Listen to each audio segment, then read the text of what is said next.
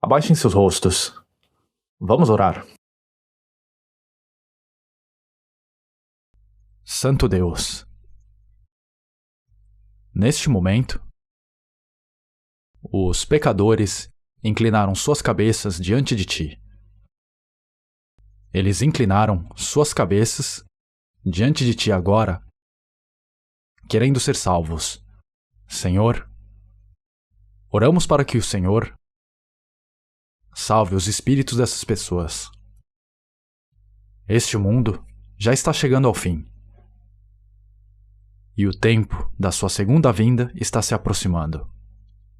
Enquanto viverem suas vidas neste mundo até agora, seus corações estiveram completamente focados somente em comer e beber, comprar e vender, semear, construir casas, casar e outros assuntos semelhantes.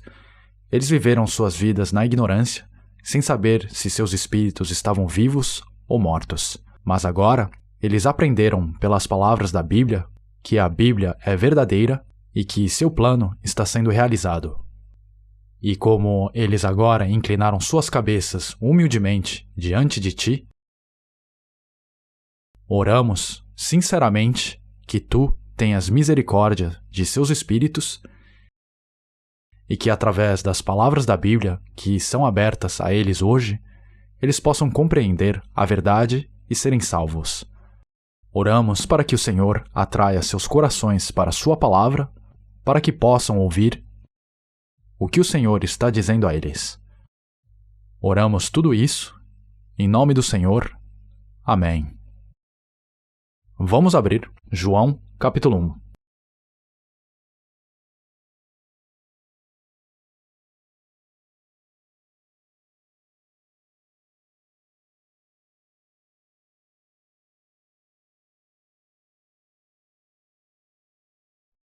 João, capítulo 1. Vou ler do versículo 1. No princípio, era aquele que é a palavra. Ele estava com Deus e era Deus. Ele estava com Deus no princípio. Todas as coisas foram feitas por intermédio dele. Sem ele, nada do que existe teria sido feito. Aqui, quando se diz no princípio, significa antes que este mundo fosse criado. Deus existia antes que este mundo fosse criado e disse que a palavra de Deus existia. Isso é o que está dizendo aqui. No princípio era aquele que é a palavra. Deus criou este mundo por meio de sua palavra. E também ele dá nova vida às pessoas deste mundo por meio da palavra de seu Espírito. Deus dá ao homem a vida do Filho de Deus por meio de sua palavra. Deus, que existia como a palavra, se tornou num corpo de um homem e veio ao mundo físico do homem. Então, Jesus é Deus, e Ele é a palavra de Deus. Por quê? Já estudamos Gênesis. Em Gênesis, capítulo 2, versículo 17 diz: Mas não coma da árvore do conhecimento do bem e do mal, porque no dia em que dela comer, certamente você morrerá. Se Adão e Eva tivessem aceitado essas palavras, isso significaria vida eterna para eles. Se eles tivessem comido do fruto da árvore da vida, teriam recebido a vida eterna. Mas eles não receberam essas palavras em seus corações, apenas as ouviram. E então a serpente, Satanás, apareceu e disse: Se você comer dessa fruta, certamente não morrerá. Se você comer, você se tornará como Deus. Quando ele disse isso, Eva imediatamente aceitou suas palavras. E então ela comeu a fruta. Isso marcou o começo da morte do homem e o começo da queda dele. Então, uma vez que o homem caiu em pecado dessa maneira, como ele poderia ser salvo de sua situação? Deus enviou sua palavra mais uma vez. Jesus é a palavra de Deus que veio em carne. Jesus é a palavra de Deus. Se vocês olharem para Jesus e a Bíblia também, o Filho de Deus é a palavra de Deus. e receberam a vida eterna pela fé nele. Nele estão realizando a vontade de Deus Pai. Aqui podemos encontrar a resposta para uma de nossas perguntas. Se receberem a vida eterna, estão fazendo a vontade de Deus Pai. Se não receberem a vida eterna, não estão realizando a vontade de Deus Pai. Neste momento, seu maior problema é o pecado. Então, a questão é: o que podem fazer para pagar o preço por esse pecado? Como podem pagar o preço pelo seu pecado? Se não encontraram a salvação, a forma de pagar o preço pelos seus pecados é indo para o inferno. As pessoas que não são salvas vão para o inferno e lá pagam o preço por seus pecados, mas eles nunca terminarão de pagar o preço. Mas há uma maneira de pagar o preço pelos seus pecados. Hebreus, capítulo 9.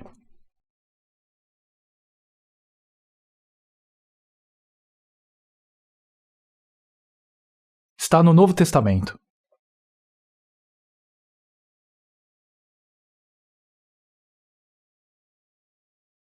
Hebreus, capítulo 9, versículo 22.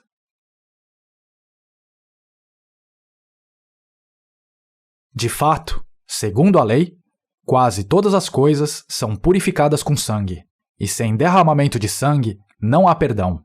Por favor, repitam depois de mim. Sem derramamento de sangue, não há perdão. A maneira de pagar o preço pelo pecado é pelo derramamento de sangue. Sem derramamento de sangue, não há perdão. Isso significa que não há perdão de pecado, mas está dizendo que o sangue deve ser derramado para que o preço do pecado seja pago. E então pode ser salvo. Nos tempos do Velho Testamento, Deus deu aos israelitas mandamentos a serem seguidos em relação ao perdão de seus pecados. Esta é uma planta baixa do interior do tabernáculo. Esta é a parede. E logo na principal entrada havia o altar. Era aqui que os sacerdotes lavavam as mãos e os pés. Esta parte é chamada de lugar santo. É aqui que o pão da proposição ficava exposto. Este é o candelabro e este é o altar do incenso. Aqui em cima é o lugar santíssimo. E aqui estava a Arca da Aliança e ali estavam os querubins. Este lugar simboliza o lugar onde Deus está. Portanto, se um dos israelitas cometesse um pecado, ele deve oferecer um sacrifício. Ele entrega um cordeiro ou um touro ao sacerdote e o mata aqui no altar. Então, ele pega o sangue do animal e vai para o lugar santo, onde asperge o sangue. Ao redor da orla da vestimenta do sacerdote, havia alguns pequenos sinos dourados.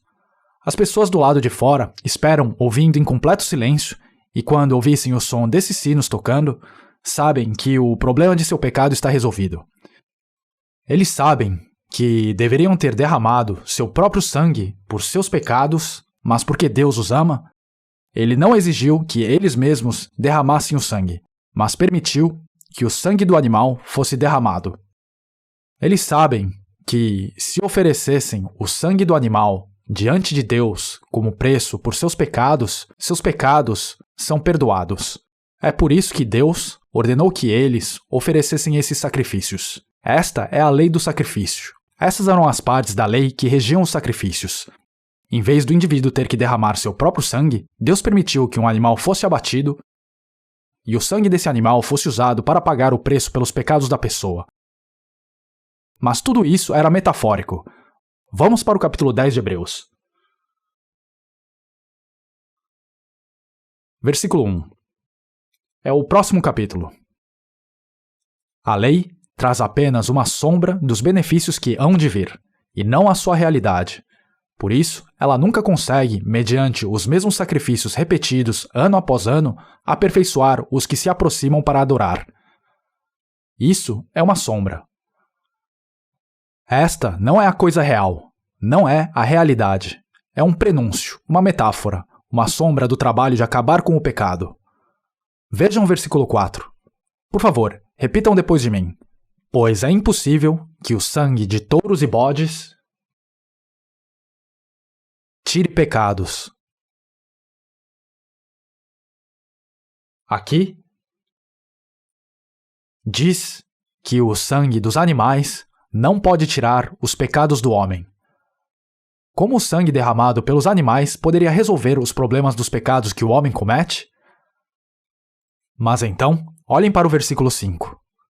Por isso, quando Cristo veio ao mundo, isso é quando Jesus veio a este mundo, disse: sacrifício e oferta não quiseste, mas um corpo me preparaste. Agora, um corpo que não é de um animal foi preparado, cujo sangue pode ser derramado em meu lugar. Este sangue pode ser derramado no lugar do meu sangue. E este é o corpo de Jesus.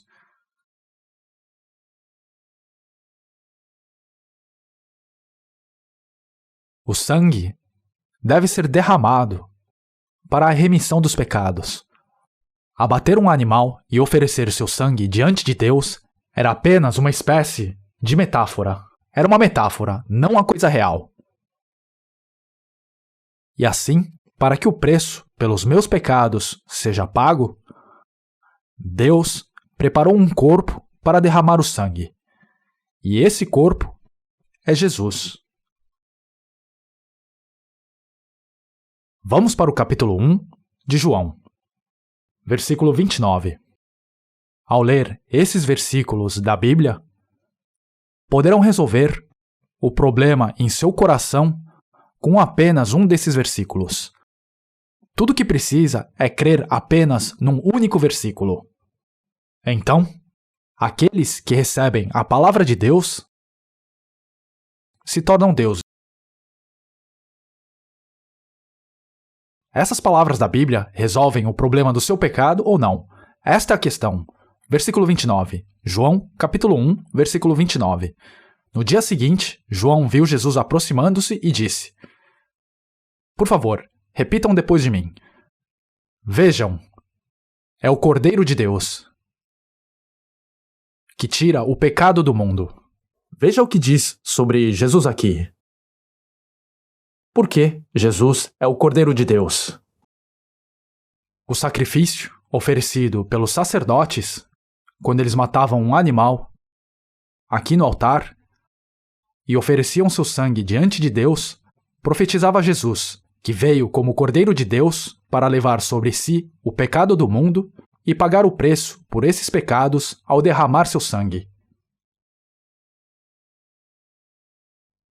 Vejam, é o Cordeiro de Deus que tira o pecado do mundo. Este altar aqui representa a cruz. Esta é a cruz. Por que Jesus derramou seu sangue na cruz? Vejam, é o Cordeiro de Deus que tira o pecado do mundo. Jesus levou sobre si todos os pecados de todas as pessoas deste mundo. Na cruz, Jesus levou sobre si todos os pecados de todas as pessoas, desde os pecados de Adão até os pecados da última pessoa no último dia do mundo. É por isso que ele derramou seu sangue na cruz.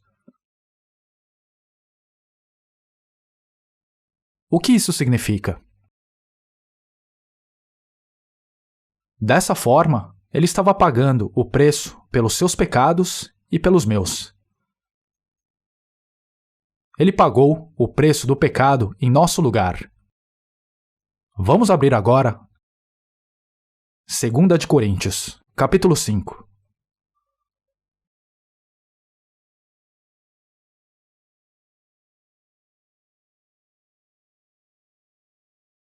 No Novo Testamento,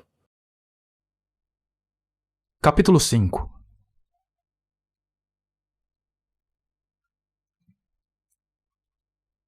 Deixe-me ler o versículo 19 primeiro.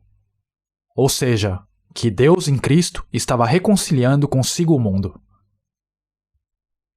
Por favor, repitam depois de mim. Não levando em conta os pecados dos homens. Olha o que diz aqui. Seus pecados também estão aqui quando diz os pecados dos homens. Deus não contou seus pecados a eles. Ele imputou esses pecados a Jesus. Agora olhem o versículo 21. Por favor, repitam depois de mim.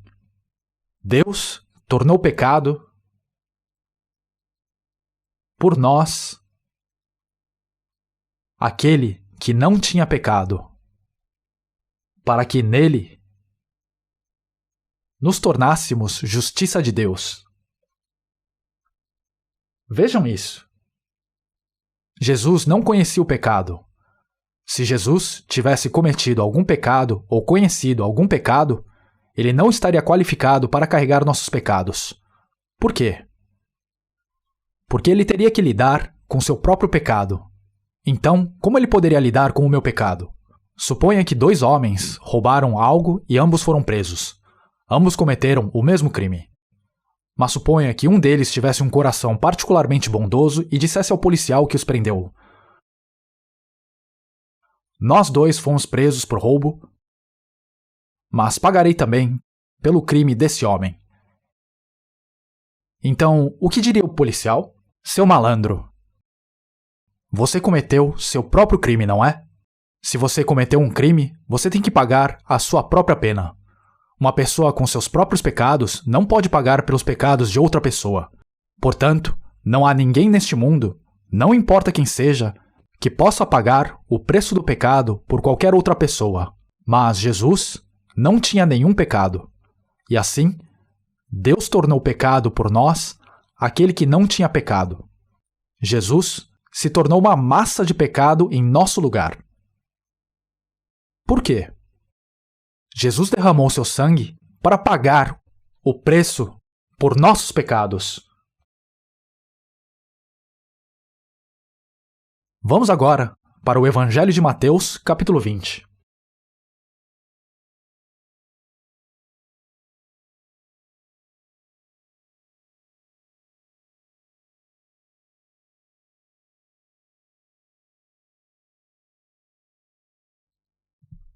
Mateus, capítulo 20. Mateus, capítulo 20, versículo 28.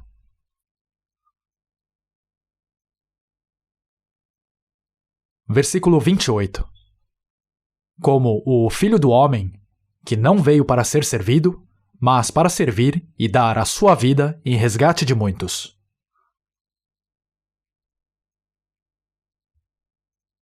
O Filho do Homem é Jesus. Por que Jesus veio a este mundo?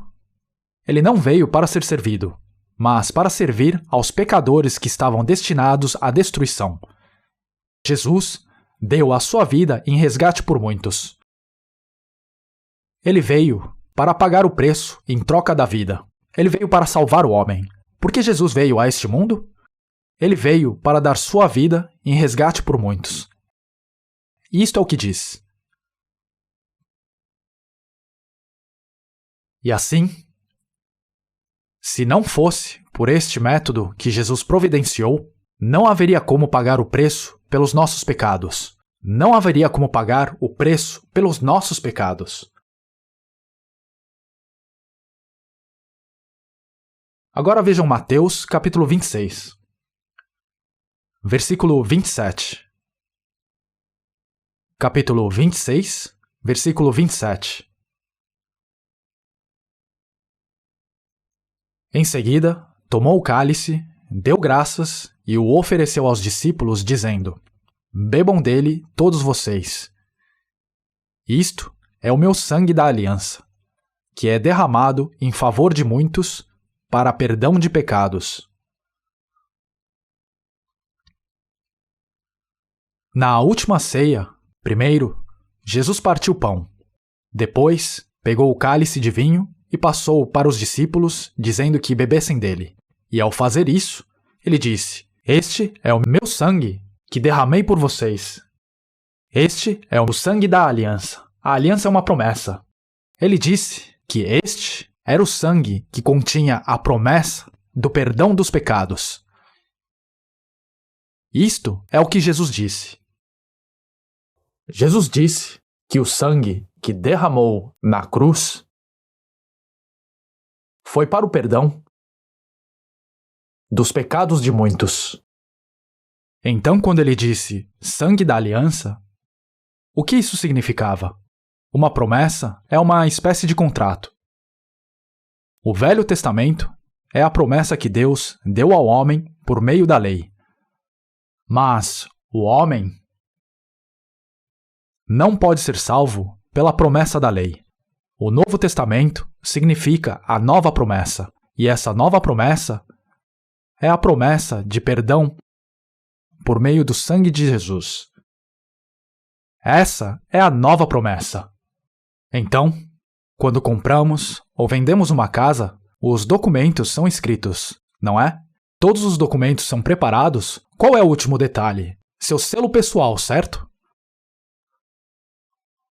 Nos Estados Unidos, eles escrevem sua assinatura, mas na Coreia, depois de colocar seu selo pessoal nesses documentos, não há como alterá-los.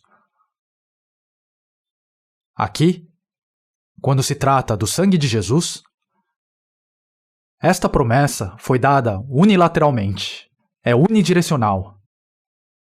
Quando Jesus derramou seu sangue, foi a prova de que ele perdoou nossos pecados incondicionalmente. Seu sangue era o selo da promessa.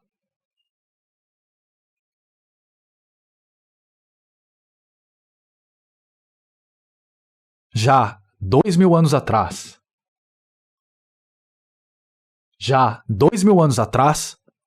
quando Jesus derramou seu sangue na cruz, seu sangue foi derramado por causa dos seus pecados e dos meus. O sangue de Jesus não continha nenhum pecado, e é por isso que seu sangue conseguiu perdoar todos os pecados de todas as pessoas do mundo. Agora, vamos abrir o capítulo 53 de Isaías. Está no Velho Testamento. No Velho Testamento.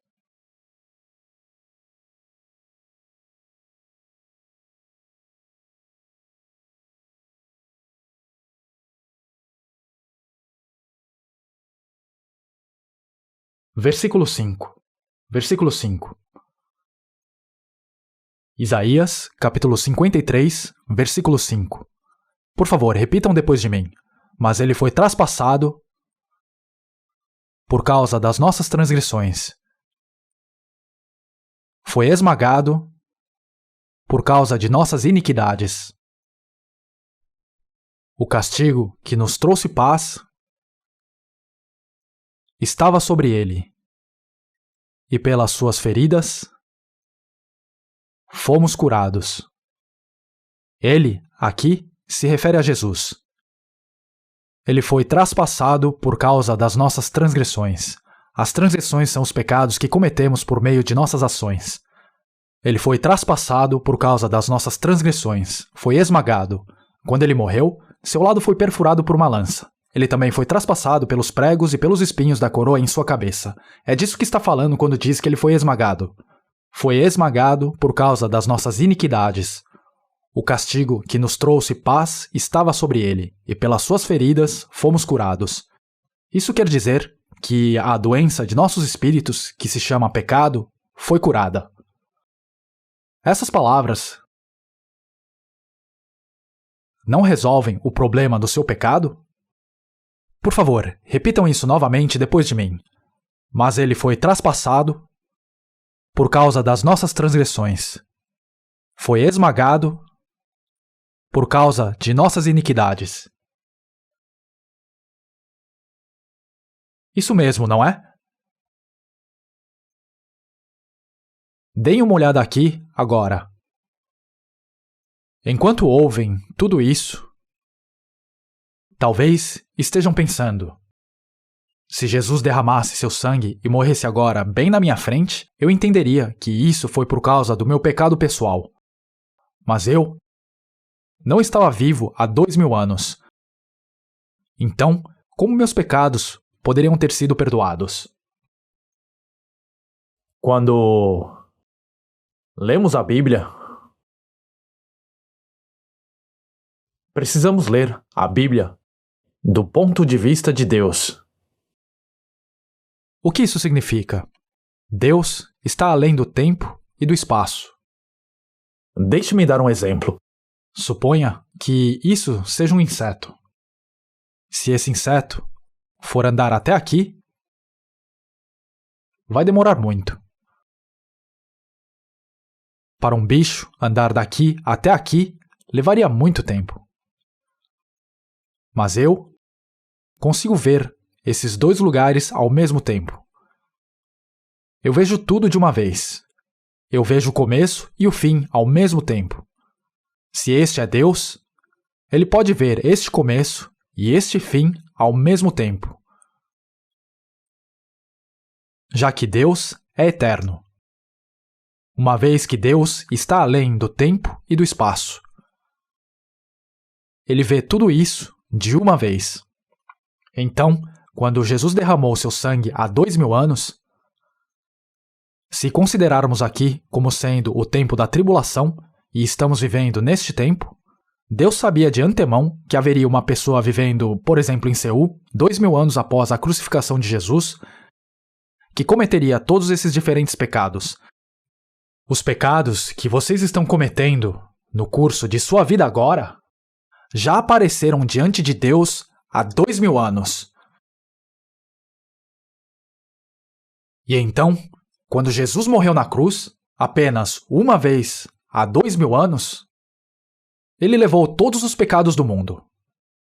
Então, do ponto de vista de Deus, todos esses pecados estão perdoados. Vocês não entendem, não é? Por que não entendem? É porque estão tentando pensar na obra de Deus com sua pequena mente humana. Tente ver do ponto de vista de Deus. Do ponto de vista de Deus, o preço pelos pecados de todas as pessoas do mundo já foi pago há 2000 anos. Deus perdoou todos esses pecados e Ele está esperando. Vamos considerar outro exemplo. Este é Deus. Este é um homem. O pecado deste homem foi para diante de Deus. Há dois atributos na natureza de Deus. Um deles é o amor. E o outro é a justiça. Este homem é um pecador. O pecado deste homem está dentro dele e fora dele. O pecado dentro dele é uma questão que se resolve automaticamente, já que os pecados que o homem comete são julgados, visto que uma pessoa é julgada de acordo com os pecados que cometeu. Deus ama essa pessoa. E como Ele o ama, Ele deve perdoá-lo incondicionalmente. Mas, se Ele vai perdoá-lo incondicionalmente, o que dizer desse pecado? Se Deus simplesmente perdoasse esse pecado, Ele não seria Deus de justiça. A natureza da justiça de Deus exige que esse pecado seja resolvido, visto que Deus odeia o pecado. Deus ama o pecador, mas odeia o pecado. E então, este pecado precisa ser resolvido. A menos que resolva este pecado, o amor de Deus não pode perdoar esse pecador. Então Jesus levou nossos pecados sobre si. E por causa deste pecado, Ele derramou seu sangue na cruz. E assim, Ele acabou com este pecado. Porque Ele amou o pecador, Ele providenciou o perdão desta forma. Vocês são todos pecadores. Mas Jesus resolveu seu pecado na cruz. É porque Deus o ama, Ele o perdoou. Acreditem ou não, é assim que as coisas são. Nesse caso, todos podem ir para o céu. Mas por que nem todos podem ir para o céu? É somente se acreditarem neste fato que são salvos. Se acreditarem, são salvos. E se não acreditarem, não serão a salvação. Esse é o ponto. Vamos ler isso mais uma vez antes de continuar. Por favor, repita depois de mim. Mas ele foi traspassado por causa das nossas transgressões. Foi esmagado por causa de nossas iniquidades. O castigo que nos trouxe paz estava sobre ele, e pelas suas feridas fomos curados. Todos nós, como ovelhas, nos desviamos. Cada um de nós se voltou para o seu próprio caminho. E o Senhor fez cair sobre ele a iniquidade de todos nós. Olhem o que diz aqui. Diz, o Senhor fez cair sobre ele. De quem está falando?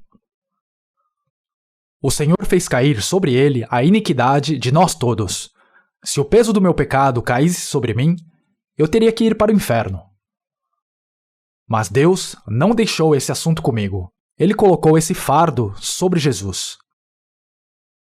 E Jesus morreu por meus pecados na cruz em meu lugar.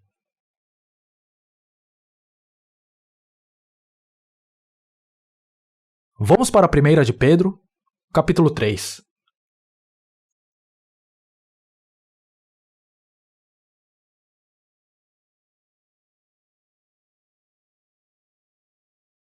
Está no Novo Testamento. 1 de Pedro, capítulo 3. Versículo 18. 1 de Pedro, capítulo 3, versículo 18. Vou ler. Porque também Cristo padeceu uma vez pelos pecados, o justo pelos injustos. Vejam o que diz aqui. Jesus era justo. Mas, como um homem justo, ele morreu pelo injusto, pelo pecador. Jesus morreu no lugar do pecador. É o que diz, não é? Porque também Cristo padeceu uma vez. Diz uma vez, só uma vez. Padeceu de uma vez pelos pecados, o justo pelos injustos. Nós é que deveríamos ter morrido. Deveríamos ter derramado nosso sangue e ter ido para o inferno. Mas Jesus morreu em nosso lugar por causa dos nossos pecados. Então Jesus morreu em nosso lugar por causa de nossos espíritos. Então, nós também temos que morrer ou não?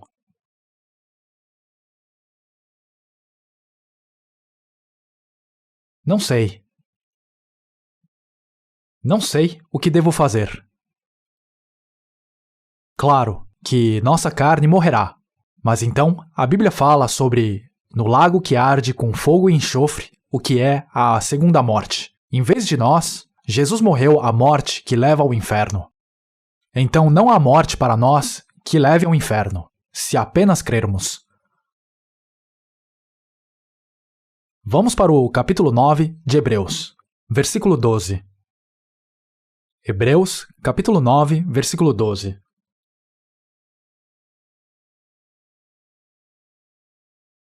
Versículo 12. Por favor, repitam depois de mim. Nem por sangue de bodes e bezerros, mas por seu próprio sangue, entrou uma vez no santuário, havendo efetuado uma eterna redenção.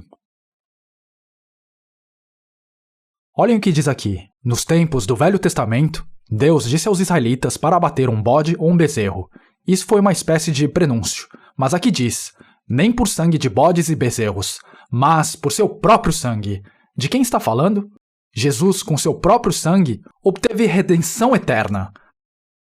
A redenção eterna foi realizada. Com seu próprio sangue, ele realizou a redenção eterna. Esta não é uma redenção temporária. É a redenção eterna. A maioria das pessoas não sabe sobre esta redenção eterna que foi realizada de uma vez por todas, embora leiam a Bíblia. De uma vez por todas, ele obteve redenção eterna. Ele pagou o preço pelo pecado eternamente. Redenção é pagar o preço do pecado. Isso não é algo que foi inventado por pessoas. De quem são essas palavras? São as palavras de Deus. Entrou uma vez no santuário, havendo efetuado uma eterna redenção. O que significa quando diz que ele entrou no santuário, o lugar santíssimo, de uma vez por todas? Olhem aqui. Jesus morreu na cruz, depois ressuscitou dos mortos e ascendeu aos céus. Isto é, ele foi diante de Deus. Quando Jesus morreu, morreu como cordeiro, e quando ele ressuscitou dos mortos, foi como o sumo sacerdote. E então, como sumo sacerdote, ele tomou o seu próprio sangue e entrou diante de Deus. Agora mesmo, ele está diante de Deus como o sumo sacerdote e está advogando por nós por causa de nossos pecados. Portanto, diz que ele entrou no lugar santíssimo de uma vez por todas. Então, todos os pecados do mundo foram perdoados de uma vez por todas. De uma vez por todas e eternamente. Talvez seja difícil de acreditar. Como tal coisa poderia ser possível? De alguma forma, simplesmente não parece fazer sentido. E esse não era o tipo de resposta que esperavam.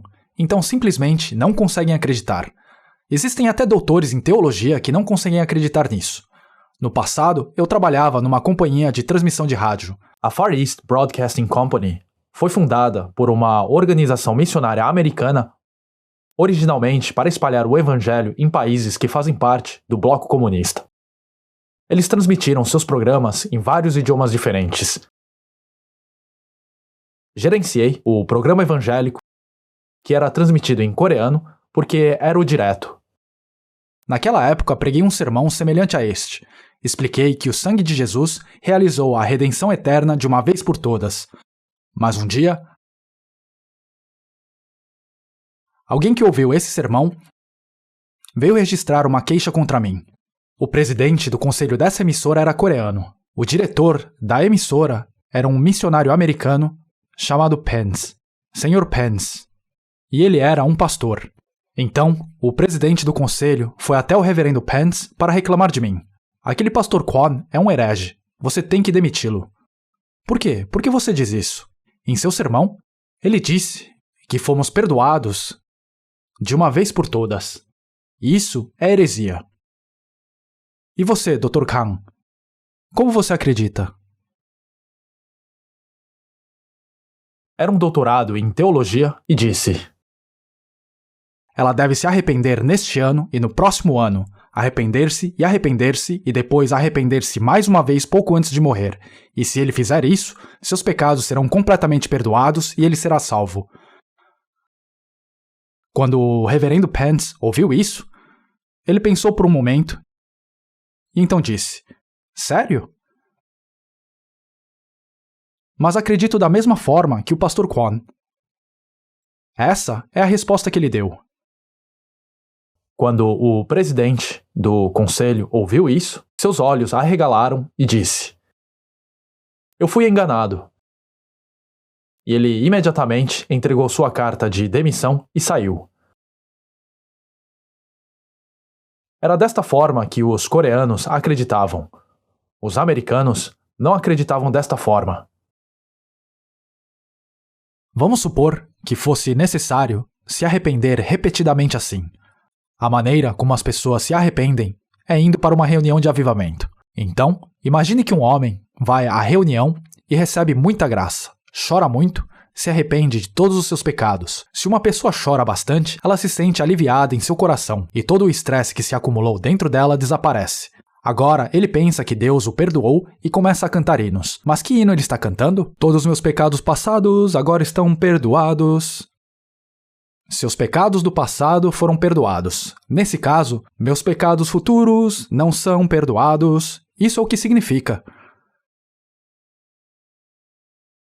E então, depois de ter se arrependido dessa maneira, a partir do dia seguinte, ele descobre que começa a cometer pecados novamente, por vários motivos. Ele mente de novo, discute com alguém e começa a acumular outro estoque de pecados. Já que ele não pode se arrepender deles imediatamente, ele armazena seus pecados. Ele os reúne um a um, porque precisará se arrepender de todos quando for a próxima reunião de avivamento. Então, Ele reúne todos eles e planeja ir para a próxima reunião de avivamento.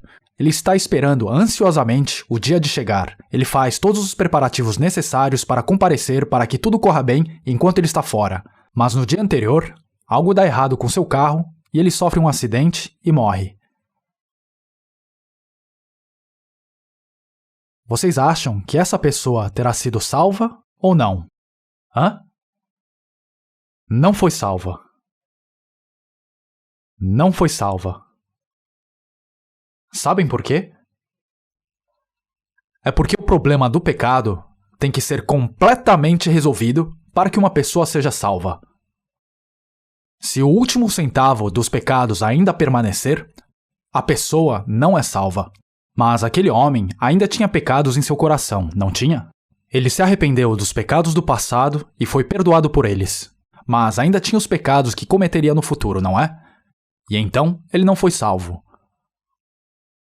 O pecado tem que ser perdoado completamente. O pecado é perdoado de uma vez por todas e eternamente. Isso não é algo que estou inventando. Olha o que diz aqui. Por favor, repitam depois de mim. Mas pelo seu próprio sangue, ele entrou no lugar santíssimo, de uma vez por todas, e obteve eterna redenção. Ele obteve a redenção eterna de uma vez por todas, eternamente. Agora vamos para o versículo 26. Se assim fosse, Cristo precisaria sofrer muitas vezes desde o começo do mundo, mas agora ele apareceu, uma vez por todas, no fim dos tempos, para aniquilar o pecado mediante o sacrifício de si mesmo. Olhem o que diz aqui. Nos tempos do Velho Testamento, os israelitas matavam um cordeiro e o ofereciam como sacrifício no templo. Ou eles ofereciam um touro, mas eventualmente o sacerdote morreria. Nesse caso, o filho do sacerdote assumiria seu papel. E então, quando ele morre, seu filho se torna o sacerdote. Esses sacrifícios eram realizados uma vez por ano, no que era chamado de Dia da Expiação. Por que isso? Como eu disse anteriormente, o sangue de bodes e touros não podia tirar o pecado, mas esses sacrifícios tinham o objetivo de demonstrar de antemão que no futuro o verdadeiro cordeiro viria e realmente tiraria os pecados do mundo. Se fosse assim, que uma pessoa tivesse que se arrepender repetidamente cada vez que cometesse um pecado, para ser perdoada, Jesus também teria que ter morrido muitas vezes. Deixe-me fazer uma pergunta. Quantas vezes Jesus morreu na cruz? Uma vez, certo? Agora deixe-me fazer outra pergunta. Quando Jesus derramou seu sangue para perdoar as pessoas que viviam na época em que ele estava nesta terra, e as pessoas que viveram 1000 anos atrás, quando ele derramou seu sangue para perdoar as pessoas que viveram 1000 anos atrás. Nesse caso, quando Jesus derramou seu sangue para o perdão das pessoas que vivem agora em nossos dias, vocês enxergam? O sangue de Jesus, que ele derramou apenas uma vez há 2000 anos atrás, foi derramado pelos pecados de todas as pessoas deste mundo. Portanto, este é o perdão eterno de uma vez por todas, certo? Esta é a questão da qual vocês precisam estar absolutamente certos em seu coração. Imagine que há 2 homens, e um deles está se arrependendo assim.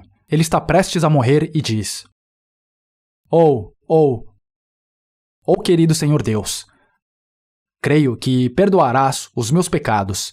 Eu acredito que você vai me perdoar. Eu acredito que você vai.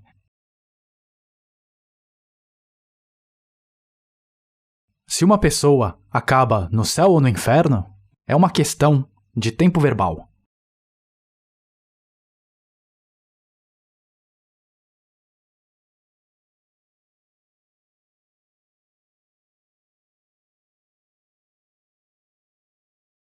Essa pessoa acredita que será perdoada. Isso não é salvação. Agora considere o outro homem. Ele está com dor, mas diz: Senhor, obrigado, eu creio que tu me perdoaste pelos meus pecados, obrigado. Esta é uma pessoa salva. Uma vez que uma pessoa acredita que foi perdoada, esse é o fim do assunto.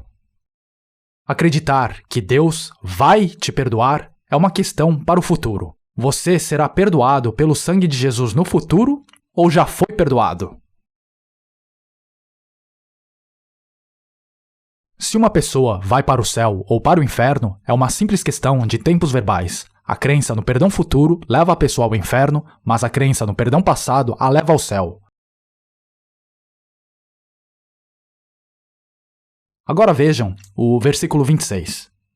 Se assim fosse, Cristo precisaria sofrer muitas vezes desde o começo do mundo, mas agora ele apareceu uma vez por todas, no fim dos tempos, para aniquilar o pecado mediante o sacrifício de si mesmo.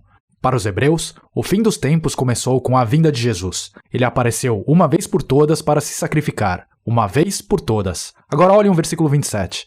Da mesma forma, como o homem está destinado a morrer uma só vez e depois disso enfrentar o juízo, assim também Cristo foi oferecido em sacrifício uma única vez.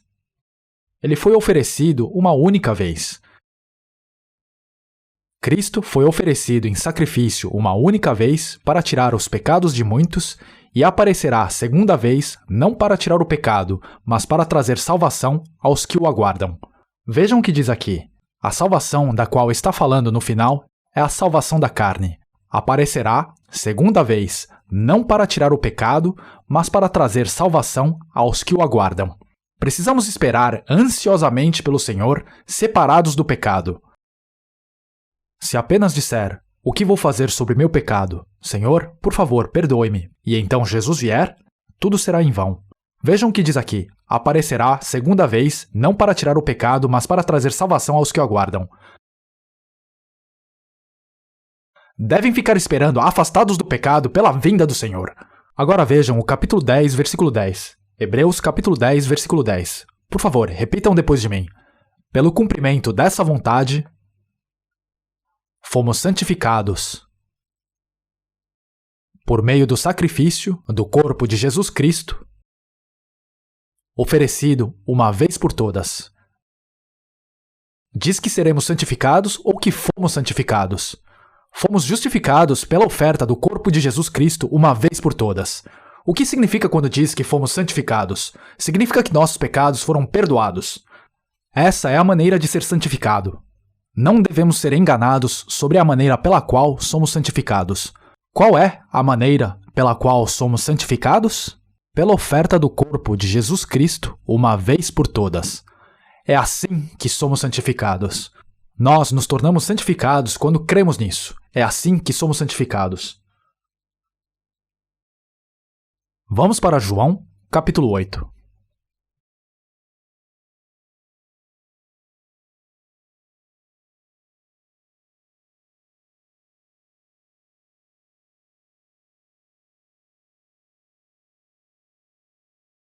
Vou ler do versículo 1.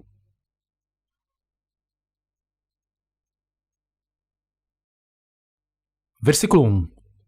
João, capítulo 8, versículo 1. Jesus, porém, foi para o Monte das Oliveiras.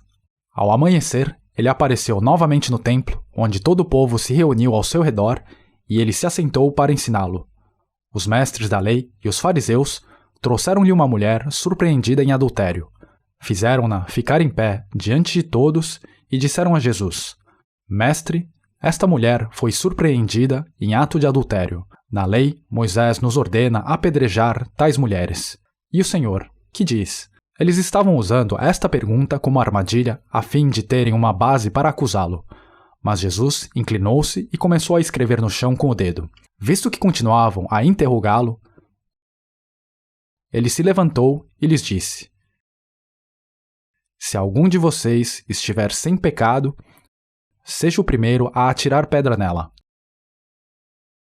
Inclinou-se novamente e continuou escrevendo no chão. Os que o ouviram foram saindo, um de cada vez, começando pelos mais velhos. Jesus ficou só com a mulher em pé diante dele e perguntou-lhe: Mulher, onde estão eles? Ninguém a condenou? Ninguém, Senhor, disse ela. Declarou Jesus: Eu também não a condeno. Agora vá e abandone sua vida de pecado. Entre os judeus, se alguém cometesse o pecado de adultério e fosse pego, se houvesse 2 testemunhas definitivas do pecado, o culpado era simplesmente levado e apedrejado até a morte. Na época de Jesus, um dia ele estava ensinando no templo e os judeus trouxeram a ele uma mulher que havia sido pega em flagrante cometendo adultério. Nesse momento, provavelmente todos devem ter vindo com uma pedra na mão, e eles disseram a Jesus: Moisés disse que devemos apedrejar esse tipo de mulher. Eles odiavam Jesus, e por isso perguntaram a Jesus sobre esta mulher para ver o que ele diria. Se ele dissesse que ela deveria ser perdoada, eles diriam que isso violava a lei de Moisés, e se ele dissesse que ela deve ser apedrejada, eles zombariam dele e menosprezariam seu apelo diário de amor. Mas quando lhe fizeram esta pergunta, ele disse: Se algum de vocês estiver sem pecado, seja o primeiro a atirar pedra nela. Aquele entre vocês que nunca pecou em sua vida, seja o primeiro a atirar pedra nela. Onde no mundo você encontraria uma pessoa assim? Essas palavras têm um significado extremamente profundo. Nesse caso, não há uma única pessoa qualificada para apedrejar outra pessoa. Isso significa que é somente diante de Deus que uma pessoa é pecadora. Cada uma dessas pessoas sentiu o peso na sua consciência e foi embora. Então, Jesus voltou-se para a mulher e fez-lhe uma pergunta. Esta mulher tinha acabado de ser pega em flagrante de adultério e foi arrastada até Jesus. Seu rosto teria ficado branco como papel e ela teria desistido de todas as esperanças de viver. Foram necessárias apenas algumas palavras de Jesus e o pátio do templo ficou em silêncio e todos foram embora. Há um significado extremamente profundo nisso, mas não vou abordar isso agora. Jesus disse à mulher: Ninguém a condenou? Se uma pessoa fosse condenada, seria apedrejada até a morte. Ser condenado significa ser sentenciado à morte. Quando Jesus perguntou a ela: Ninguém a condenou? Ela respondeu: Ninguém, Senhor. Então Jesus disse: Eu também não a condeno. Vejam isso. Existe algum pecado que não pode ser perdoado diante de Jesus? Esta mulher foi pega em flagrante de adultério. Ela tinha sido vista cometendo esse pecado. Não havia mais nada a ser dito. Era justo que ela fosse apedrejada até a morte. Mas apenas uma pessoa que não tinha pecado estava qualificada para atirar uma pedra dela. Jesus não tinha pecado, mas Jesus também disse: Eu também não a condeno. Em outras palavras, ele estava dizendo que a perdoou. Em vez disso, Jesus tomou sobre si o pecado dela. Pensem sobre isso. Que tipo de pecados vocês cometeram? Que tipo de pecados cometeram vivendo neste mundo? Essa é a questão. Não importa quais pecados tenham cometido, Jesus não te condena por esses pecados. Jesus não te condena. Repita depois de mim: Eu também não a condeno. Jesus não estava dirigindo estas palavras apenas para esta mulher. Se olharem na Bíblia, na carta de Tiago, descobrirão que diz: Adúlteros, vocês não sabem que a amizade com o mundo é inimizade com Deus? Quando diz adúlteros aqui, isso é o que somos diante de Deus quando viramos as costas para Deus e fazemos amizade com o mundo. Isso é o que significa. Somos pecadores que amam apenas o mundo, só dão importância a assuntos relacionados à nossa vida física e cometemos adultério diante de Deus de todas as formas. Em outras palavras, somos pecadores. Mas o Senhor declarou: eu também. Eu, aqui, significa o Senhor, que está qualificado para nos condenar. Eu também não a condeno. Esta declaração é uma declaração em relação ao seu pecado também.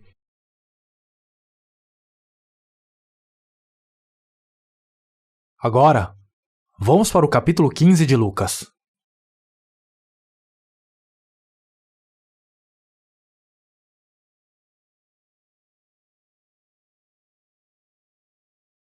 Lucas, há 3 parábolas interessantes.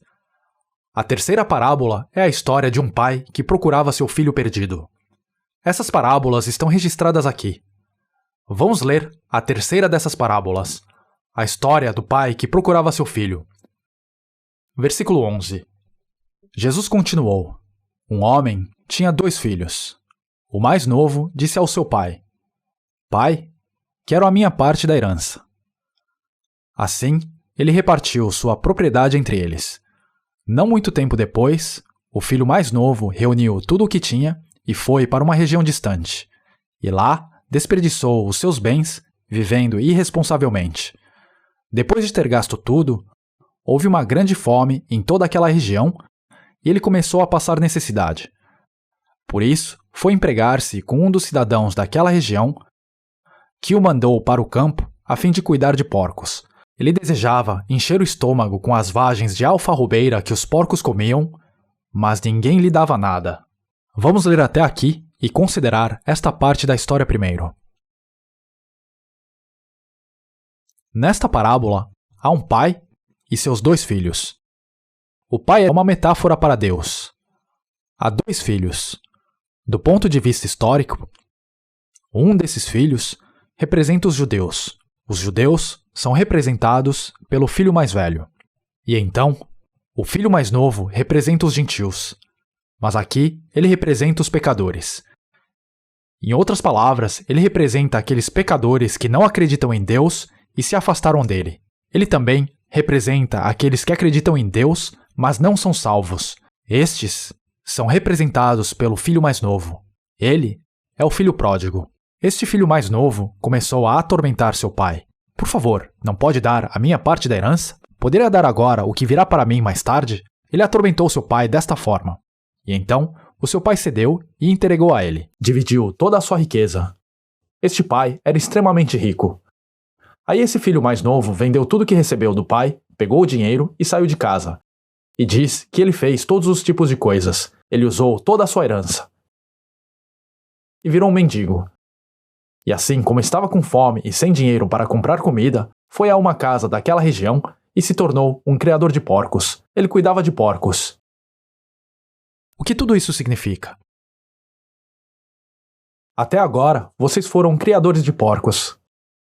Assim como nos concentramos apenas em agradar nossa carne, que é como o porco, estamos vivendo como criadores de porcos. Esse é o estado em que o espírito de uma pessoa está totalmente perdido de Deus. Portanto, este homem caiu em circunstâncias extremamente difíceis. Esta é a imagem de um pecador. Agora veja o versículo 17. Caindo em si, ele disse: Quantos empregados de meu pai têm comida de sobra e eu aqui morrendo de fome? Uma noite, talvez, ele estivesse olhando para a lua cheia enquanto estava deitado no chiqueiro e começou a pensar: lá na minha cidade natal, meu pai, provavelmente também, está olhando para aquela lua. E quando esse pensamento veio à mente, ele percebeu o quão errado estava e pensou: lá em casa todos os empregados têm o suficiente para comer, mas e eu agora? Estou faminto. Ele não conseguia nem encher o estômago com as vagens que os porcos comiam. Veja o versículo 18. Eu me porei a caminho e voltarei para meu pai, e lhe direi: Pai, pequei contra o céu e contra ti. Não sou mais digno de ser chamado teu filho. Trata-me como um dos teus empregados. A seguir, levantou-se e foi para seu pai. Então, ele pensou consigo mesmo: não posso mais ir até ele como filho. Vou pedir a ele que me use como um de seus empregados contratados. Eu não aguento essa fome. eu vou pedir a ele que me use como empregado. Com esses pensamentos em mente, ele voltou para casa. Mas, por outro lado, vamos dar uma olhada no ponto de vista do pai. Embora seu filho tivesse se afastado dele dessa maneira, pegado sua parte na herança, vendido tudo e ido embora, o pai teria perguntado algo a seu filho quando ele estava saindo. Ele teria dito algo como: onde quer que você vá, leve uma vida honesta e correta e me envie notícias suas de tempos em tempos. E então o filho teria ido embora. Mas depois disso, não houve notícias dele. O pai se perguntou se estava bem, se seu negócio estava indo bem, mas não havia nenhuma notícia. Então, o pai ficou extremamente curioso sobre o que havia acontecido. Ele aguardava na esperança de que talvez seu filho voltasse para ele. Então talvez, um dia, um de seus vizinhos tenha vindo até ele e dito: isso é terrível. Por quê? O que está errado? Alguém estava viajando pela cidade e me disse que seu filho se tornou um mendigo. Ele perdeu todo o seu dinheiro, ele é um mendigo absoluto. E agora ele está cuidando dos porcos na casa de um homem rico. Quando o pai ouviu isso, seu coração ficou completamente atormentado. Ele teria desejado apenas ver seu filho.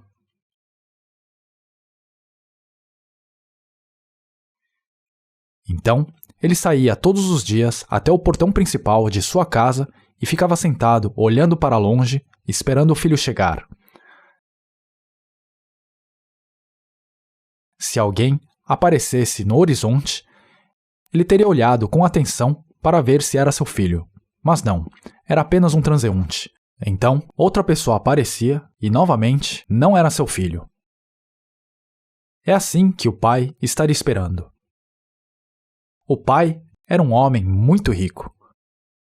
Mas ele não estava interessado na riqueza que seu filho havia perdido. Ele só queria o filho de volta. Tudo o que ele queria, de todo o coração, era que seu filho voltasse para ele. E então, um dia, enquanto olhava para longe, ao longe, ele viu um mendigo caminhando em sua direção. O mendigo não tinha forças e mal conseguia colocar um pé na frente do outro, mas podia dizer pela caminhada que era seu filho. Agora vejam o versículo 20. A seguir, levantou-se e foi para seu pai. Estando ainda longe, quando ele ainda estava muito longe, seu pai o viu e, cheio de compaixão, correu para seu filho e o abraçou e beijou. Seu pai simplesmente foi correndo até ele, abraçou e o beijou. Seu malandro, por que você esperou tanto tempo para voltar? Esse filho, suas roupas deviam estar fedendo a estrume de porco. Fazia muito tempo que ele não tomava banho, e como ele poderia ter escovado os dentes? Mas seu pai apenas o abraçou e o beijou. Assim é o coração de um pai. Assim é o coração de um pai. E assim é o coração de Deus. Vejam o versículo 21. O filho lhe disse: Pai, pequei contra o céu e contra ti. Não sou mais digno de ser chamado teu filho. Ele então quis pedir a seu pai que o aceitasse de volta como um de seus empregados. Mas seu pai não o deixou dizer mais nada. Pare de falar. Por que você está falando tanta bobagem? Seu pai não o deixava continuar. Mas o pai disse aos seus servos: Depressa, tragam a melhor roupa e vistam nele. Que tipo de roupa acham que era? Que tipo de roupa seria a melhor roupa? É a vestimenta da salvação, com que o pecador está vestido. Tragam a melhor roupa e vistam nele. Coloquem um anel em seu dedo e calçados em seus pés. O anel representa uma promessa e os calçados representam o evangelho. Tragam um novilho gordo e matem-no. Vamos fazer uma festa e alegrar-nos. Pois este meu filho estava morto e voltou à vida. Estava perdido e foi achado. e começaram a festejar o seu regresso. E vocês? Porque cometeram tantos pecados, Deus parece assustador para vocês. As pessoas que pecaram esperam que Deus não exista. Então eles tentam dizer que Deus não existe, mas ainda assim suas consciências os incomodam. Eles podem acreditar em Deus, mas têm medo dele. Para eles, é um Deus assustador.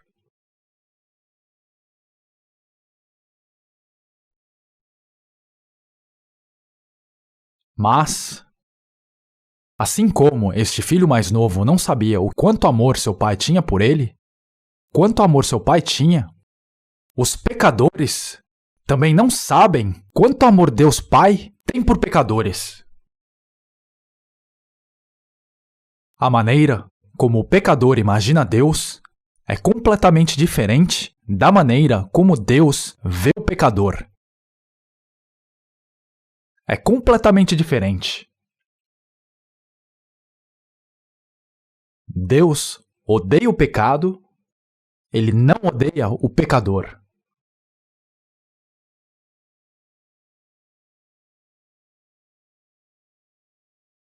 A imagem que temos aqui do Pai é a imagem de Deus. O homem comete pecados, fica preso no mundo e vive apenas por causa de sua carne. O coração é mais enganoso que qualquer outra coisa.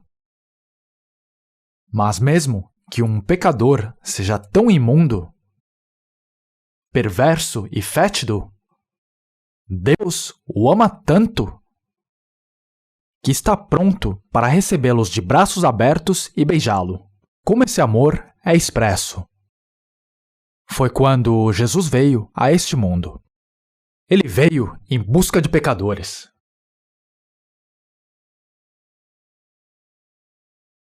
É por isso que ele levou nossos pecados sobre si e derramou seu sangue para pagar o preço por todos os nossos pecados. Portanto, crer é uma questão de esclarecer os mal-entendidos que temos sobre Deus. Você está interpretando mal a Deus. Então, Deus me ama. Deus perdoou meus pecados.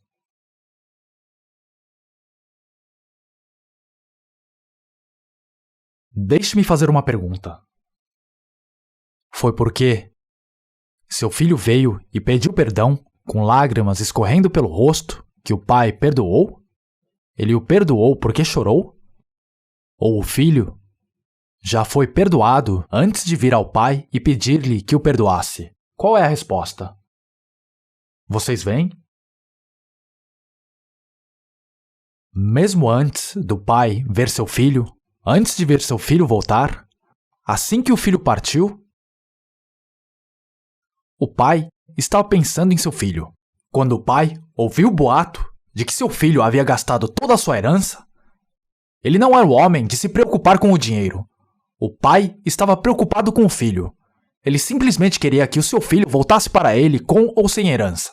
Mesmo antes de você começar a buscar a Deus, mesmo antes de você acreditar em Jesus, mesmo antes de você se arrepender, Deus o perdoou. Deus te ama. Os mal-entendidos que você teve sobre Deus até agora precisam ser resolvidos.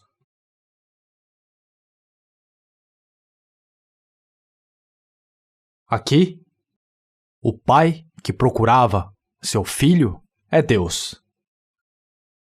Todos nós éramos pecadores como o filho pródigo. Nossos espíritos que Deus criou à imagem de Deus foram todos arruinados, ou seja, foram vendidos. Mas Deus nos perdoou. Vamos agora para Isaías no Velho Testamento, capítulo 44.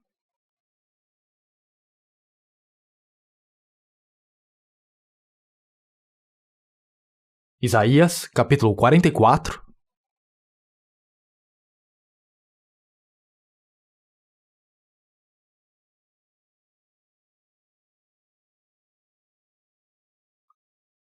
Isaías, capítulo 44, versículo 22.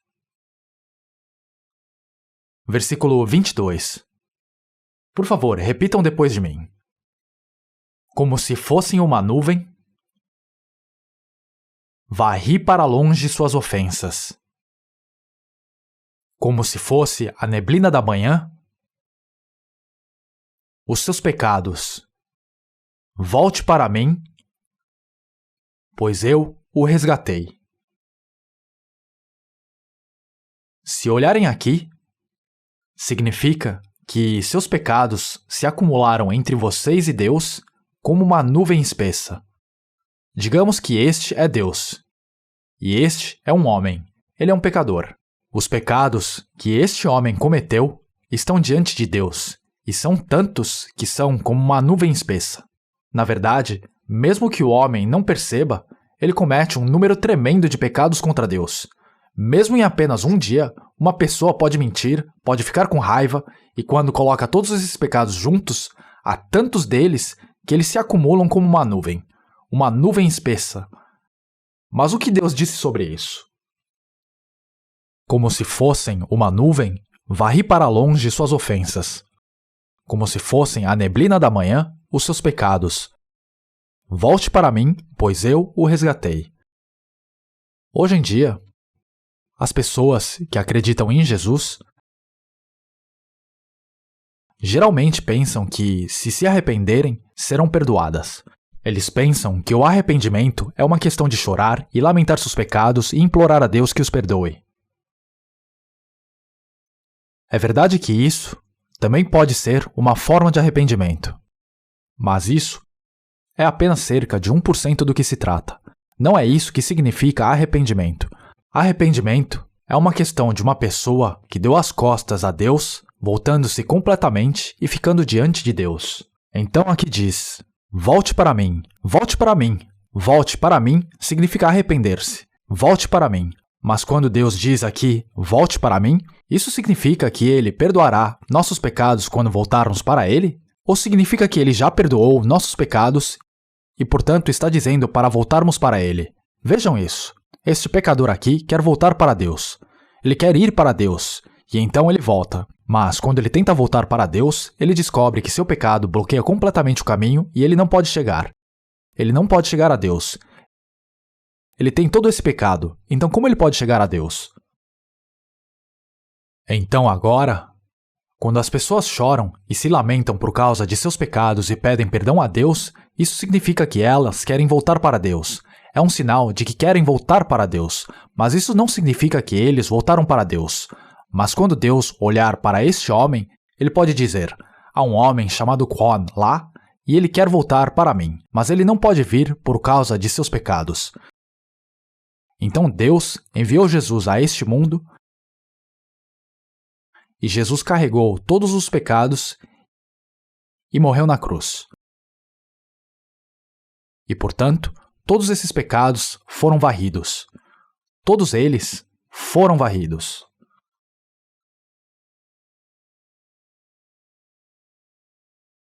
Então Deus está dizendo a este homem: eu varri para longe suas ofensas como uma nuvem, como se fosse a neblina da manhã. Então, volte para mim. Não se preocupe. Apenas volte para mim.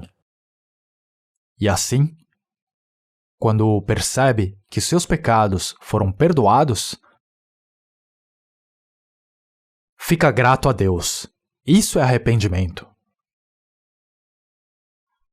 Isso é verdadeiramente voltar para Deus. Se em seu coração você perceber: ah, então Deus perdoou meus pecados também. Obrigado, Senhor. Isso é arrependimento. Mas, para levar tudo isso um passo adiante, mesmo agora, cometemos pecados e continuaremos a cometer pecados no futuro. Então, o que podemos fazer sobre esses pecados? Diz que Deus varreu seus pecados. Diz, como se fosse uma nuvem, varri para longe suas ofensas. Como se fosse a neblina da manhã, os seus pecados. Varri significa completamente apagado e eliminado. Então isso significa que seus pecados foram completamente removidos. Mas a julgar pela minha própria experiência, não consigo entender isso. Por quê? Porque eu continuo a pecar. Se no final desta reunião eu sair e alguém me lançar um olhar desagradável que me chateie, provavelmente ficarei com raiva. Isso também é pecado. Então, como meus pecados podem ter sido apagados? O pecado ainda está latejando dentro de mim. Como meu pecado pode ter sido apagado? Esta é a questão. As pessoas permanecem com medo em seus corações porque não entendem esse princípio de que seus pecados foram varridos. Se olharem aqui está o seu João e aqui está o seu José. O seu João cometeu um pecado contra o senhor José. O senhor João cometeu um pecado contra o seu José. Não é um pecado muito grande.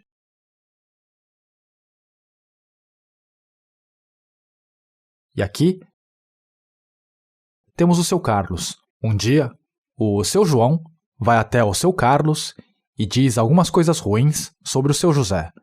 Ele diz: esse seu José é um homem mau. Então o seu Carlos vai até o seu José e diz: seu João tem dito todos os tipos de coisas ruins sobre você. Você fez todas essas coisas? Então o seu José fica com raiva e diz: o quê? O que ele disse? Aquele canalha. No coração do seu José, o seu João tornou-se um canalha. Mas pense sobre isso com cuidado. Onde o pecado do seu João foi? Para onde foi seu pecado? As más palavras do seu João passaram do seu Carlos para o coração do seu José. Em seu coração, o seu João tornou-se um canalha. Então, um dia, o seu João se encontra com o seu José. Como se nada tivesse acontecido, ele diz ao seu José: como você está? Os negócios estão indo bem? Mas o seu José, ele mal responde e lança um olhar estranho no seu João. Portanto, o seu João pensa cuidadosamente sobre isso quando vai para casa. Por que o seu José se comportou assim? Porque ele agiu como se mal me conhecesse. E porque ele mal disse uma palavra quando falei com ele. Ao pensar sobre isso, ele se lembra de que havia dito algumas coisas ruins sobre o seu José enquanto conversava com seu Carlos. Parece que o seu Carlos contou a ele. Ele se lembra disso e vai ver o seu José. Seu José, eu não deveria ter feito isso. Por favor, me perdoe. Agora ouça com atenção. O problema do seu João é resolvido por ele pedir perdão dessa maneira? Não se resolve. Uma coisa que precisam entender é que uma pessoa que comete um pecado não pode resolver o problema do seu próprio pecado. Uma pessoa que peca não pode resolver o problema do seu próprio pecado. A outra pessoa tem que resolver esse problema por ela. Como seu João se livrou de seu próprio pecado? Ele vai até o seu José uma segunda vez e diz: seu José, como posso continuar assim? Por favor, me perdoe. E desta vez, o seu José diz: mas seu João, eu tinha esquecido tudo sobre isso. Eu esqueci tudo sobre isso em meu coração. Eu já te perdoei. Portanto, o seu José não pensa mais no seu João como um canalha. Então, o pecado do seu João desapareceu ou não? Um pecado é removido quando é perdoado no coração da pessoa contra quem se pecou. Esta é a maneira de se livrar do seu pecado. Não adianta apenas chorar e se lamentar diante de Deus. Os pecados não são apagados porque as pessoas choram e se lamentam por eles.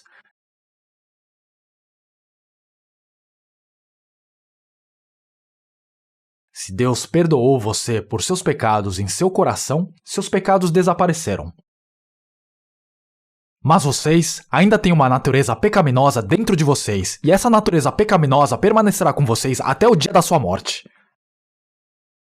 Mas, do ponto de vista de Deus, todos os pecados que cometemos e a natureza pecaminosa dentro de nós foram perdoados. Então, podemos dizer que esse pecado desapareceu. De onde esse pecado desapareceu? Não de dentro de mim, mas de dentro do coração de Deus. Então, vamos ler mais uma vez. Por favor, repita depois de mim. Como se fosse uma nuvem, varri para longe suas ofensas. Como se fosse a neblina da manhã, os seus pecados.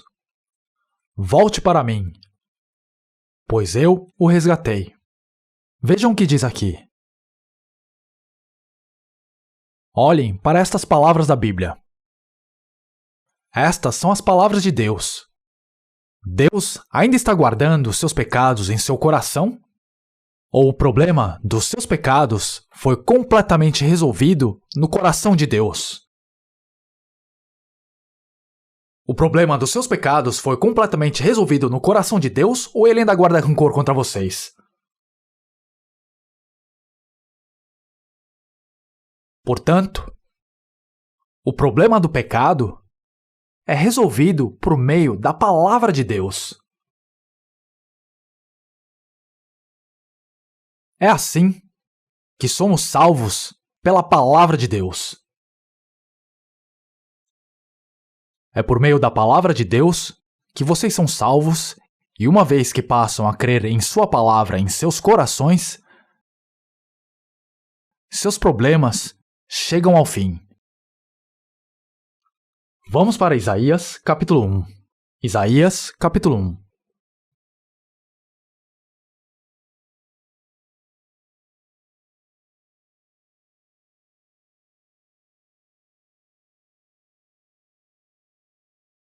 Versículo 18. Deixe-me ler para vocês. Isaías, capítulo 1, versículo 18. Venham, vamos refletir juntos, diz o Senhor. Embora os seus pecados sejam vermelhos como escarlate, eles se tornarão brancos como a neve. Embora sejam rubros como púrpura, como a lã se tornarão. Se vocês estiverem dispostos a obedecer, comerão os melhores frutos desta terra, mas se resistirem e se rebelarem, serão devorados pela espada. Pois o Senhor é quem fala. Pense sobre isso.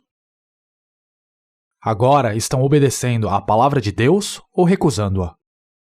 Estão obedecendo à palavra de Deus ou a recusando? É um ou outro. Se obedecerem, serão abençoados e receberão graça. Se recusarem, serão devorados pela espada. Em outras palavras, vocês serão destruídos. Olhem o que diz aqui. Venham, vamos refletir juntos, diz o Senhor. Em outras palavras, Deus está dizendo, vamos discutir essa questão do seu pecado. Deus está falando aqui. Estas palavras estão sugerindo que discutam a questão dos seus pecados com Deus. Embora os seus pecados sejam vermelhos como escarlate, quando diz seus pecados são como escarlate, significa que seus pecados são muito graves. Embora os seus pecados sejam vermelhos como escarlate, eles se tornarão brancos como a neve. Embora sejam rubros como púrpura, como a lã se tornarão. Vejam isso. Aos seus olhos, através do sangue de Jesus Cristo, nossos pecados se tornaram brancos como a neve e como a lã, e foram removidos completamente. No coração de Deus, mesmo o menor pecado, não maior que um grão de poeira, desapareceu do coração de Deus. No coração de Deus, Ele nos perdoou para que nossos pecados fossem lavados e tornados brancos como a neve e a lã. Portanto, a questão é se estão obedecendo à palavra de Deus ou recusando-a. Recusar significa duvidar. Duvidar é o mesmo que recusar a palavra de Deus. Quando diz para si mesmo, isso é realmente verdade? Eu simplesmente não consigo acreditar. Quando em seus corações estão balançando a cabeça e dizendo, não posso acreditar, isso é o que significa recusar a palavra de Deus. E o que é obedecer? Deus disse que lavou nossos pecados, nos deixando limpos como a neve ou a lã. Portanto, obedecer a essas palavras é uma questão de aceitar esse fato. Aceitar essas palavras exatamente como são, crendo exatamente no que a palavra de Deus diz. Crer na palavra de Deus é obedecer à sua palavra. O Evangelho deve ser obedecido. Obedecido.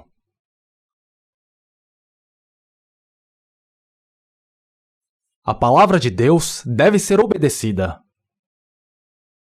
Então, se olharem no capítulo 12 do Evangelho de João, verão que diz que o mandamento de Deus é a vida eterna. Por quê? É porque se obedecerem a seu mandamento, receberão a vida eterna. Mas não crer é desobedecer a palavra de Deus, é duvidar. Se fizerem isso, estarão caminhando para a destruição.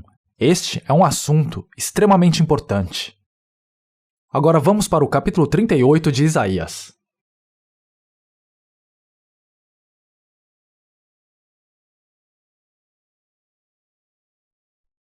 Capítulo 38, versículo 17. Versículo 17. Foi para o meu benefício que tanto sofri. Em teu amor me guardaste da cova da destruição. Lançaste para trás de ti todos os meus pecados. Olhem o que diz aqui. Neste momento, estamos ouvindo estas palavras. Estamos lendo a Bíblia agora mesmo para encontrar a salvação do Espírito. Ao tentar encontrar a salvação do Espírito, vocês não deveriam tentar sentir algo fisicamente. Isso é misturar as coisas. A carne e o espírito são diferentes. A salvação não envolve sentir algo físico. Não envolve nenhum sentimento físico. Visto que é o seu espírito que é salvo pela fé nas palavras da Bíblia. Por isso, diz isso aqui. Foi para o meu benefício que tanto sofri.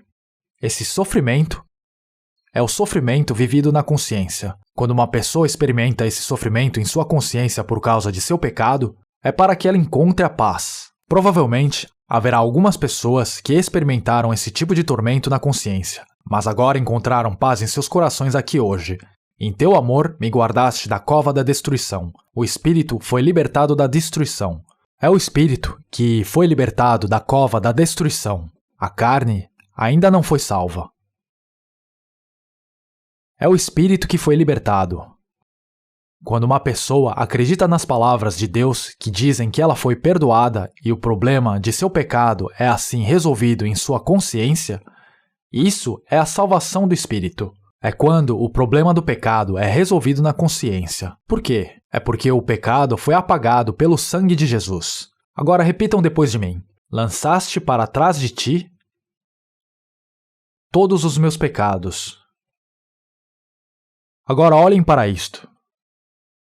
Vejam isso. Aqui temos 10 pecados. 1, 2, 3, 4, 5, 6, 7. São 10 pecados. Deus perdoou todos esses pecados. Ele perdoou todos eles. Ele perdoou todos eles? Tem um sobrando aqui, não tem? Nesse caso, todos os seus pecados não foram. Foram? Quando a Bíblia diz todos, significa que nenhum deles foi excluído.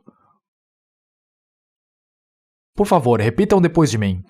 Lançaste para trás de ti todos os meus pecados. Jesus carregou todos os meus pecados sobre suas costas ao morrer na cruz, e assim todos esses pecados foram removidos. Isso é o que está dizendo. Portanto, não é possível que nenhum pecado seja deixado para trás, é?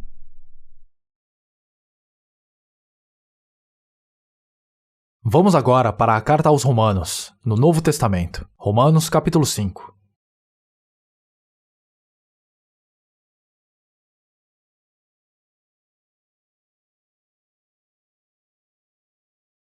Romanos capítulo 5, versículo 8. Romanos capítulo 5, versículo 8.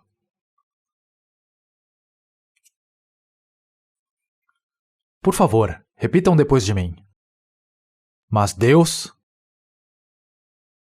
demonstra seu amor por nós. Cristo morreu em nosso favor quando ainda éramos pecadores. Enquanto éramos pecadores, Deus nos deu uma evidência clara de seu amor. Uma evidência claríssima. A demonstração do amor de Deus é o fato de que Ele perdoou nossos pecados e nos salvou. Este é o amor de Deus. Qual é a evidência clara na Bíblia que demonstra o amor de Deus por nós? Acabou de ler na Bíblia e ainda não sabem? Por favor, repitam depois de mim. Mas Deus demonstra seu amor por nós. Cristo morreu em nosso favor quando ainda éramos pecadores. Jesus morreu por nós. Esta é a demonstração clara do fato de que Deus nos ama e nos perdoou de nossos pecados, mesmo ainda quando éramos pecadores. Agora vamos abrir 1 de João, capítulo 4.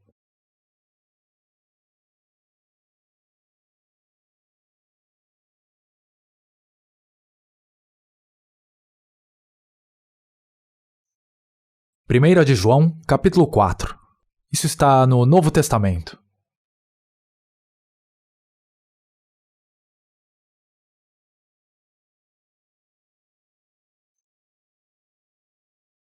Versículos 9 e 10.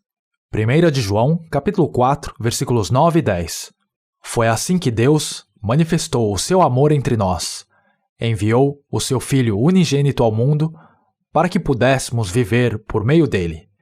Nisto consiste o amor, não em que nós tenhamos amado a Deus, mas em que ele nos amou e enviou o seu Filho como propiciação pelos nossos pecados. Olhem o que diz aqui. A evidência do amor de Deus é demonstrada a nós por meio de seu Filho, a quem ele enviou ao mundo para ser a propiciação pelos nossos pecados. Como ele morreu na cruz, ele se tornou o sacrifício. Foi assim que Deus manifestou o seu amor entre nós. Este é o amor de Deus. Acreditar nesta verdade é o mesmo que receber o amor de Deus. E é gratuito, é de graça. Vamos ler mais um versículo da Bíblia. 1 de João, capítulo 2. 1 de João, capítulo 2, versículo 2.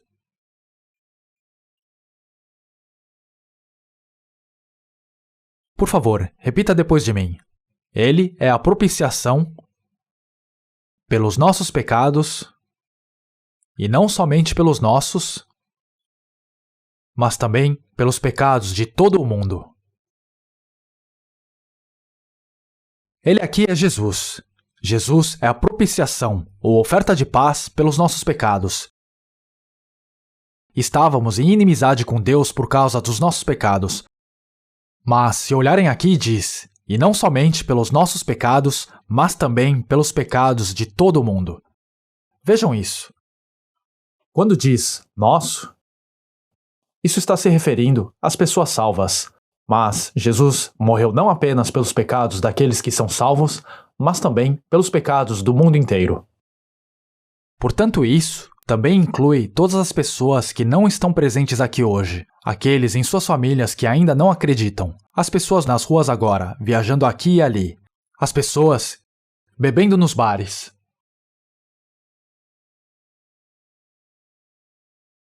O que aconteceu com os pecados de todas essas pessoas também? Como? Mas essas pessoas não sabem desse fato. Bem, se eles soubessem disso, quão bom seria? Quando ouvir sobre o perdão dos pecados, que dirão: ó, Eu vejo. Obrigado, Senhor. Essa é a obra do Espírito Santo. Deus providenciou perdão para todas aquelas pessoas do mundo, mas elas vivem em uma ignorância tão lamentável. Mas se estão sentados aqui, hoje, e mesmo ouvindo tudo isso, ainda estão se segurando pela garganta e dizendo a si mesmo: eu não devo ser salvo, e isso seria terrível. Se continuarem se segurando dessa maneira, ficarão num estado lamentável. Ainda não expliquei nem metade do que há para saber sobre o Evangelho. Amanhã gostaria de chegar a uma conclusão final. Vamos orar.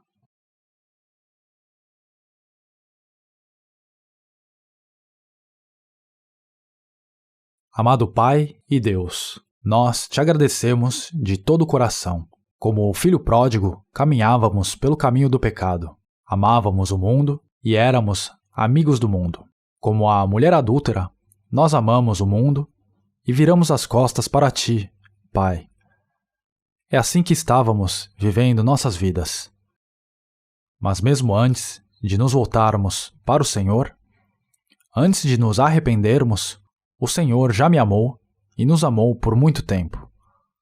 O Senhor perdoou nossos pecados e varreu todos os nossos pecados de seu coração. Este é o Pai e Deus que tu és para nós. E para que pudéssemos saber disso, o Senhor enviou seu Filho a este mundo e, através do derramamento de seu sangue, ele pagou o preço de todos os nossos pecados e nos salvou. Por isso, nós verdadeiramente te agradecemos. O Senhor levou os pecados de todo o mundo sobre si ao derramar seu sangue. Mas parece que há muitas pessoas atormentadas que ignoram esse fato, negam a existência de Deus e negam o Senhor. Ou dizem que acreditam em ti, mas não percebem que seus pecados são perdoados de uma vez por todas e eternamente. Senhor, o que podemos fazer para anunciar esta notícia a todos indiscriminadamente? Estamos estudando sua palavra juntos e durante esse período, algumas pessoas não conheciam essa verdade, mas enquanto ouviam sua palavra, ouviam essas boas notícias. Por isso, nós verdadeiramente te agradecemos. Mas parece que ainda falta muito para o Senhor nos dizer por meio de sua preciosa palavra. Portanto, oramos para que o Senhor continue a nos abençoar até o final de nossa reunião. Oramos todas essas coisas em nome do Senhor. Amém.